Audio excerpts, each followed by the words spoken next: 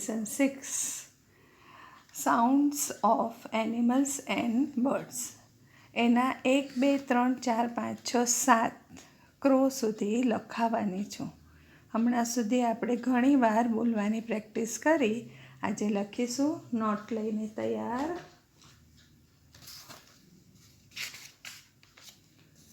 લખો lesson 6 double line. ગુજરાતીમાં લખીશું પ્રાણીઓના પ્રાણી ડેશ કરીને પંખી ઓના અવાજો.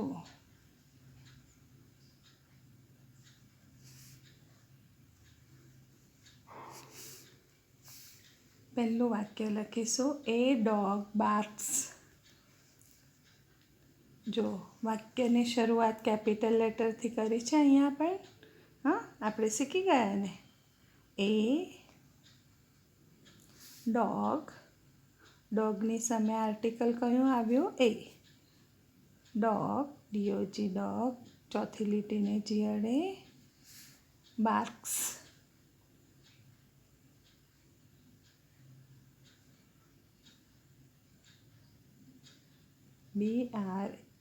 BARKS બાર્ક્સ.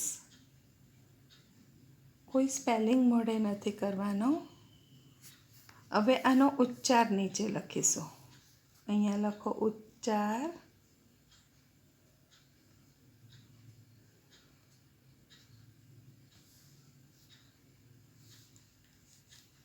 લખીએ એ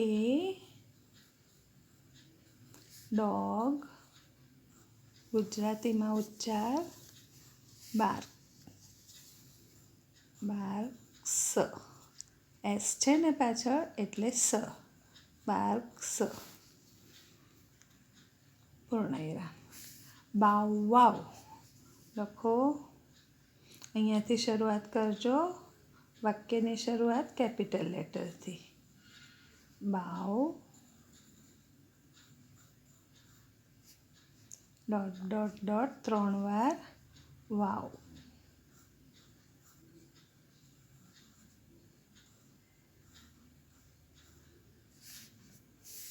નીચે લખો બાવ વાવ. આ શું છે? ઉચ્ચાર. લખજો ઉચ્ચાર. 2 ડોટ. વાવ વાવ. અહીંયા બાજુમાં જ કાઉન્સ કરીને લખશું. બાર્ક એટલે ભસવું. બાર્ક એટલે ભસવું.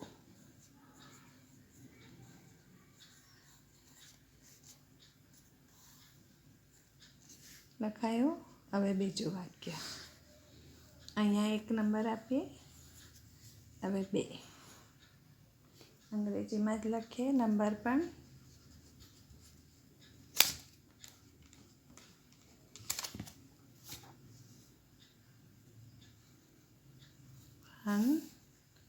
હવે 2. એ કેટ મ્યુઝ. વાક્યની શરૂઆત કેપિટલ લેટરથી. કેટની આગળ શું આવ્યું? આર્ટિકલ એ. એ કેટ મ્યુઝ.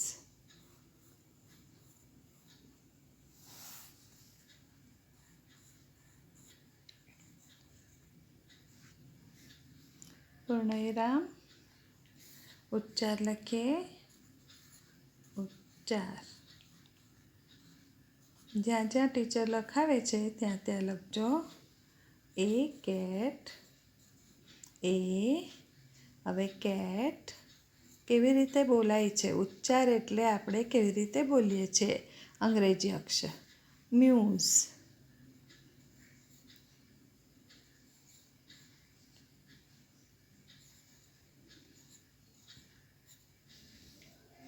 પૂર્ણવિરામ. હવે મ્યુ એટલે મ્યાઉ મ્યાઉ કરવું. ના મ્યાઉ. આ લખીશું પહેલાં મિયાઉ.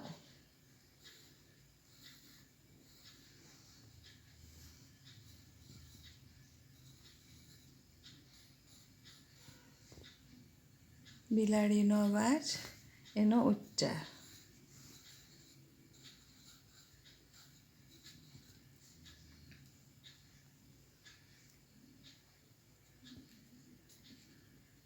મ્યુ. ઉચ્ચાર શું થયો? મ્યુ. હવે ગુજરાતીમાં લખીએ એનો અર્થ. કાઉન્સલો મ્યુ એટલે મ્યાઉ મ્યાઉ કરવું. મિયાઉ.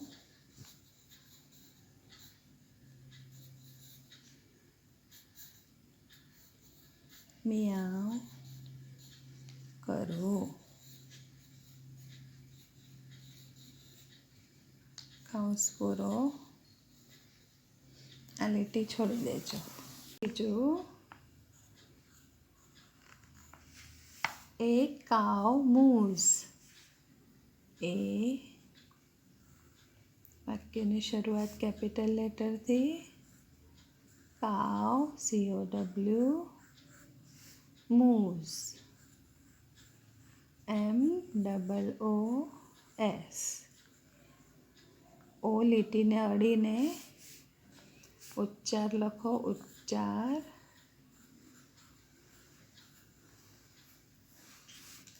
એ. હવે આ કાઉ મૂઝ.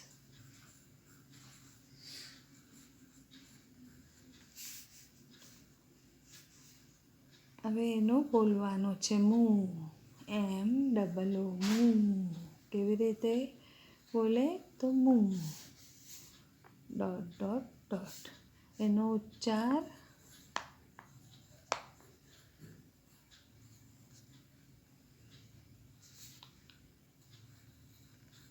મૂ. કૌંસમાં લો. મૂ એટલે શું?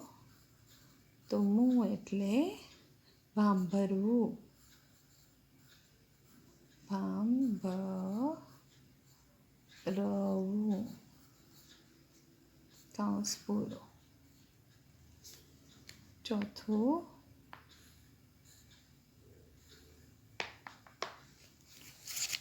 છે એ શિપ બ્લિટ્સ. એ શિપ બ્લિટ્સ. કેપિટલ લેટરથી વાક્યની શરૂઆત. એ શિપ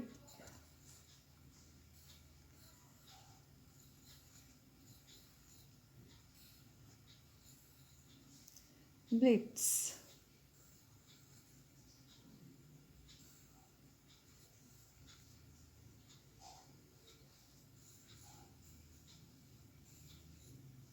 સ્પેલિંગ બરાબર સાચી લખજો. મોઢે નથી કરવાની, પણ ઉચ્ચાર, અર્થ, સ્પેલિંગ ક્યાં છે, સ્પેલિંગ ઓળખતા આવડવી જોઈએ. શિપની બ્લિટ્સ ક્યાં છે, જોડકા જોડવાના હોય, પાછળ છે જોઈ લેજો. એટલે આવડવું જોઈએ ઓળખતા. બાબા. ના, એનો ઉચ્ચાર પહેલાં લખીએ. ઉચ્ચાર.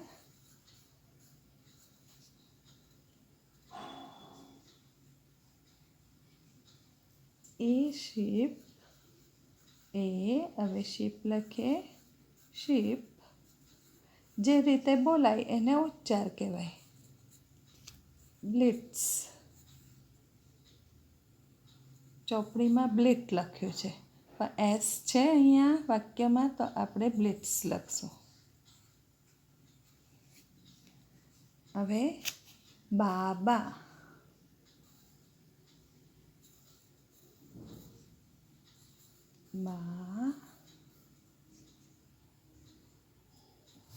બા. આપણે બે બોલીએ છીએ અંગ્રેજીમાં. બાબા.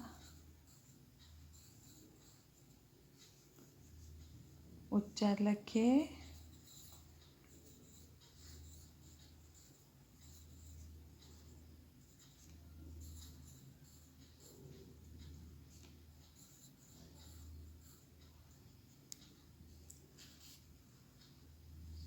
અર્થ લખીશું ગુજરાતી. બ્લિટ એટલે બે બે કરવું.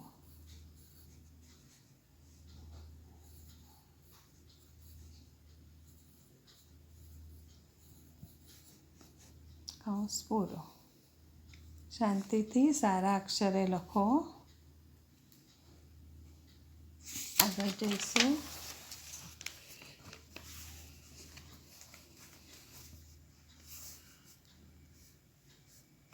પાંચમો, એ પીગ ગ્રન્ટ્સ. કેપિટલ લેટરથી વાક્યની શરૂઆત કરો. એ પીગ. ટીચરે કેમ આ વાક્યો પહેલાં નહીં લખાવેલા એનું કારણ પણ કહું છું. ગ્રન્ટ. જીનો ગોલ બે લીટીને અડીને જ થવો જોઈએ. જો ના થાય તો ભૂસીને ફરીથી લખાય.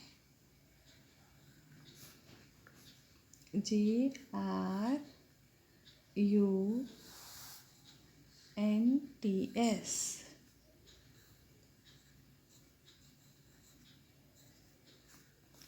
ગ્રન્ટ્સ. ઉચ્ચાર લખો. ઉચ્ચાર. એ પીગ. ઉચ્ચાર પણ સરસ અક્ષરે જ લખજો. ગ્રન્ટ્સ. ગ્રન્ટ્સ. હવે ટીચરે કહ્યું કે કેમ આ પાઠ પહેલાં મેં ના લખાવ્યો, કારણ કે એમાં આર્ટિકલ આવે છે. પીગનું આર્ટિકલ એ આવે.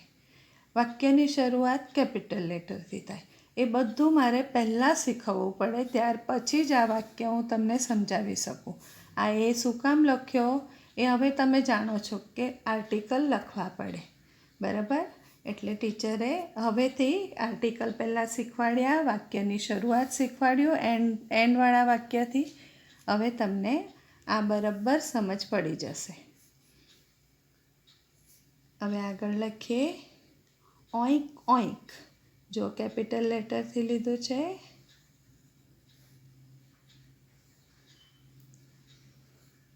ઓઈક. OINK. તો ટીચર તમે કે ન તો બોલતા જ નથી એન્ડનો. હા, તો ન બોલાશે નહીં, એને સાયલેન્ટ કહેવાશે. ન સાયલેન્ટ કેમ? આ બીજો ઓ સ્મોલ લખજો, કેપિટલ નથી લખવાનો.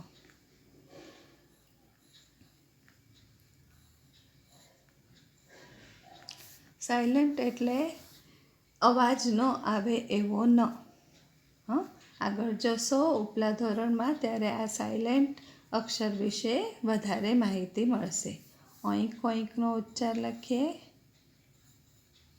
ઉચ્ચાર.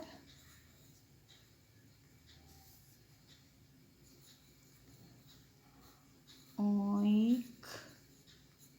ઈ પર અનુસ્વાર.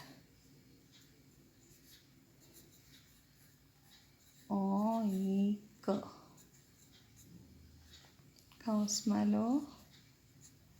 ગ્રન્ટ એટલે ડરકવું. ગ્રન્ટ એટલે ડરકવું.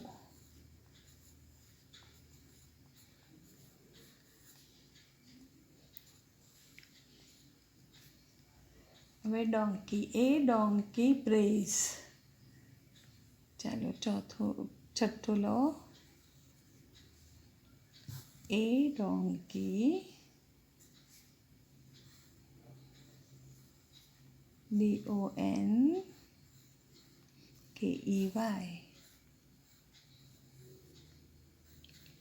એ ડોંકી બ્રેઝ.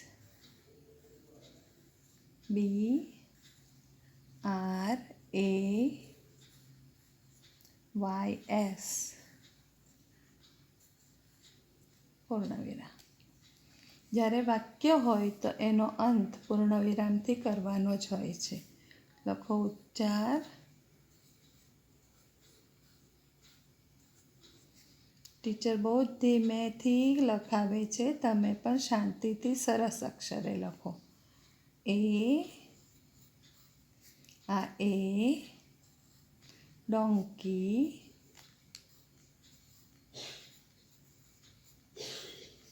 બ્રેઝ બ્રેઝ સ છે પણ ટીચર ઝ કેમ લખાવે છે એનો ઉચ્ચાર એ જ રીતે થશે બ્રેસ નહીં થશે બ્રેઝ એટલે ઝ લખો ચાલો હવે હી હાવ હી જો એચ કેપિટલ લીધેલો છે હી હાવ હાવમાં એચ સ્મોલ લીધો છે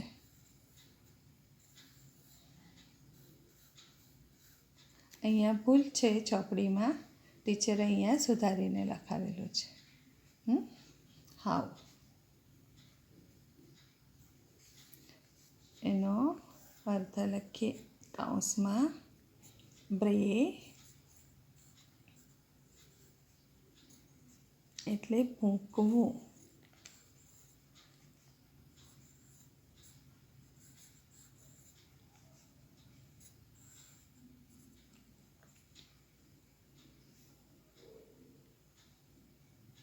એનો ઉચ્ચાર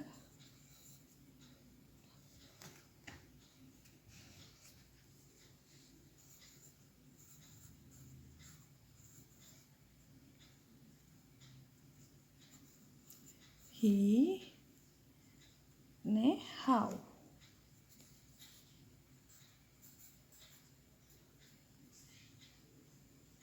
આ નીચે ઉપર લખાઈ ગયું વાંધો નહીં એક જ છે અહીંયા સુધી આજે લખીશું 6 સુધી 7થી નેક્સ્ટ ટાઈમ ઓકે